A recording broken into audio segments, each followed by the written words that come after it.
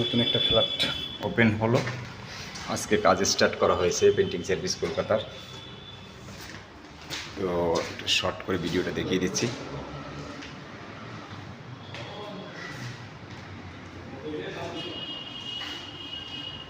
তিনটা রুম আছে, একটা ডাইনিং রয়েছে আর দুটো বাথরুম রয়েছে। কিচেন আছে, ব্যালকনি রয়েছে। দেখেই আমার মেয়ের কথা মনে হয়, কাজল ভালো মনে হয়। কাজল হাতের আর্টিস্ট পার্টিস দেখে আমার মেয়েকে বলবো শেখায় না।